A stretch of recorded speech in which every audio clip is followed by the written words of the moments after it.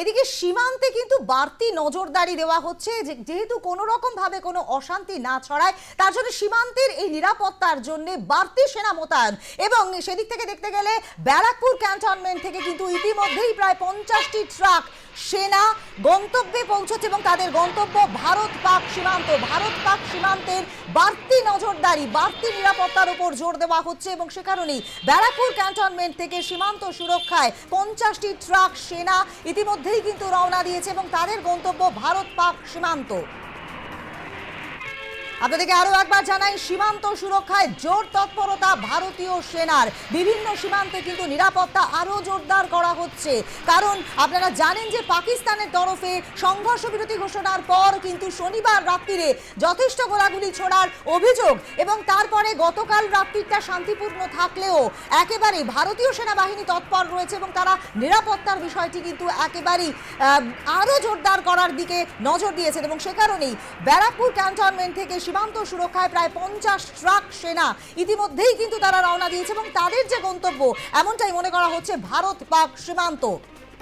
সীমান্তের ওপার থেকে হামলা হলে পাল্টা মার। বিভিন্ন ক্ষেত্রে কিন্তু একেবারে সেনাবাহিনীর ওপর সেই তাদেরকে সেই অধিকার দেওয়া হয়েছে যাতে তাদের যদি আঘাত করা হয় তাহলে যাতে তারা পাল্টা আঘাত করেন। এবং সেদিক থেকে দেখতে গেলে ব্যারাকপুর ক্যান্টনমেন্ট থেকে সীমান্ত সুরক্ষায় 50টি ট্রাক ইতিমধ্যেই কিন্তু সেনা তারা রওনা দিয়েছেন এবং তাদের গন্তব্য ভারত পাক সীমান্ত।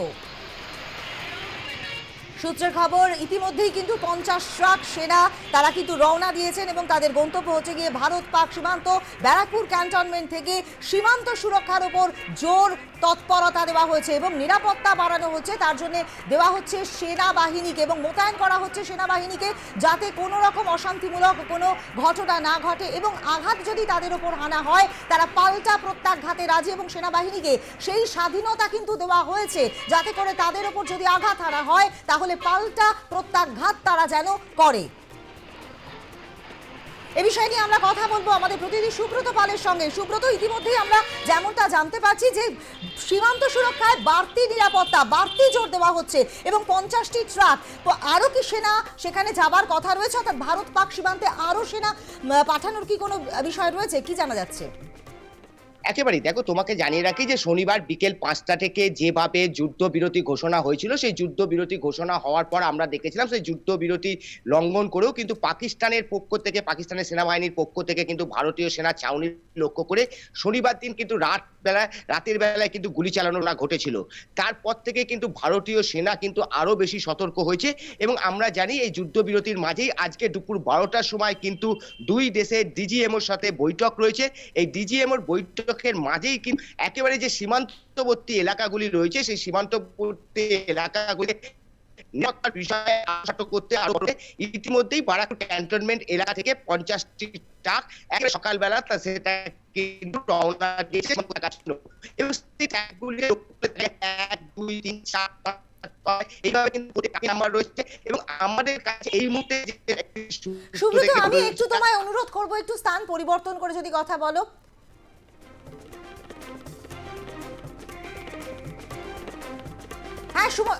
হ্যাঁ সুব্রত, যেমনটা বলছিলে 250 মতো ট্রাক কিন্তু সেখানে কিন্তু আনতে পেরেছি যে ইতিমধ্যেই ব্যারাকপুর যে ক্যান্টনমেন্ট এলাকা সেই ক্যান্টনমেন্ট এলাকায় কিন্তু রয়েছে এবং সেখান থেকে আজকে সকালবেলা কিন্তু 50টি ট্রাক তারা কিন্তু সীমান্তবর্তী এলাকার জন্য কিন্তু রওনা দিয়েছে। অর্থাৎ আজকে দুপুর 12টার সময় যে ডিজিএমওর বৈঠক রয়েছে, দুই দেশের ডিজিএম এর মধ্যে যে বৈঠক রয়েছে সেই বইয়ের মাঝে যাতে সমস্ত সীমান্তবর্তী এলাকাগুলিকে আরো নিরাপত্তা বিষয়টা আরো আঁটোসাঁটো করা যায় তার জন্য কিন্তু একেবারে প্রস্তুত রয়েছে ভারতীয় সেনা এবং সেই কারণে ব্যারাকপুরের ক্যান্টনমেন্ট এলাকা থেকে একের পর এক ট্রাক কিন্তু তারা কিন্তু সীমান্তবর্তী এলাকা দিয়ে রওনা দিয়েছে এবং এই 50টি নয় আরো বেশ কিছু ব্যারাকপুর ক্যান্টনমেন্ট এলাকায় মজুদ রয়েছে এবং সেগুলো বিভিন্ন সময় প্রয়োজন মতো তারা কিন্তু একেবারে ক্যান্টনমেন্ট এলাকা থেকে সীমান্তবর্তী এলাকার দিকে রওনা দেবে বলে আমরা জানতে পেরেছি। এবং যেহেতু ব্যারাকপুর ক্যান্টনমেন্ট এলাকা সেই কারণে ব্যারাকপুরের নিরাপত্তার বিষয়টা কিন্তু অন্যরকম, যে কারণে কিন্তু একেবারে ব্যারাকপুর ক্যান্টনমেন্ট এলাকা জুড়ে তার দুধারে কিন্তু সেনাবাহিনীর একটা কড়া নজর চলছে এবং পাশাপাশি কড়া নজরদারির পাশাপাশি কোনো সন্দেহভাজন ব্যক্তি হলে তাকে কিন্তু সেনাবাহিনীর পক্ষ থেকে জিজ্ঞাসাবাদও করা হচ্ছে এবং এই পরিস্থিতিতে দাঁড়িয়েই বারাকপুর ক্যান্টনমেন্ট এলাকা থেকে আজকে সকালবেলা 50টি ট্রাক তারা কিন্তু রওনা দিল একেবারে সীমান্তবর্তী এলাকার জন্য। যদিও এখনো পর্যন্ত ক্যান্টনমেন্ট সূত্র থেকে পরিষ্কারভাবে জানানো হয়নি যে কোন সীমান্তবর্তী এলাকার জন্য তারা রওনা দিয়েছেন, কারণ পুরো বিষয়টি কিন্তু একেবারে যেহেতু দেশের নিরাপত্তার বিষয় সেই কারণে কিন্তু দেশের নিরাপত্তার স্বার্থে তারা বিষয়টি গোপনীয়তা রাখা রয়েছে। কিন্তু যে ছবি আমাদের ক্যামেরায় ধরা পড়েছে সেখানে দেখা যাচ্ছে যে 50টি ট্রাক সারিবদ্ধভাবে তারা কিন্তু একেবারে সীমান্তবর্তী এলাকার জন্য কিন্তু ইতিমধ্যেই বারাকপুর ক্যান্টনমেন্ট থেকে রওনা দিয়েছে। অর্থাৎ আজকে দুপুরবেলা ঠিক 12টার সময় দুই দেশের ডিজিএম মধ্যে যে বৈঠক রয়েছে সেই বৈঠক পর যে সিদ্ধান্ত সীমান্তবর্তী এলাকাগুলি আত্মসাৎ করার জন্যই কিন্তু এই এবং বারাকপুর শিল্প অঞ্চল বা বারাকপুর ক্যান্টনমেন্ট এলাকা যে জেলার মধ্যে অবস্থিত একেবারেই তাই।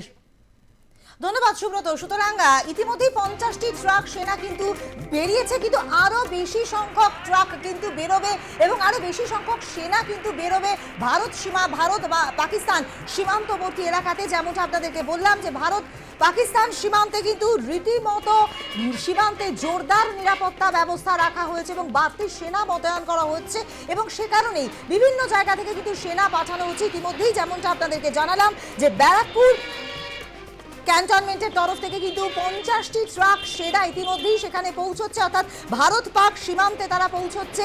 তবে আরো বেশি সংখ্যক ট্রাক বা আরো বেশি সংখ্যক সেনা কিন্তু ভারত পাক সীমান্তে পৌঁছবে, কারণ সীমান্তে বাড়ানো হচ্ছে নজরদারি, সীমান্তে বাড়ানো হচ্ছে নিরাপত্তা।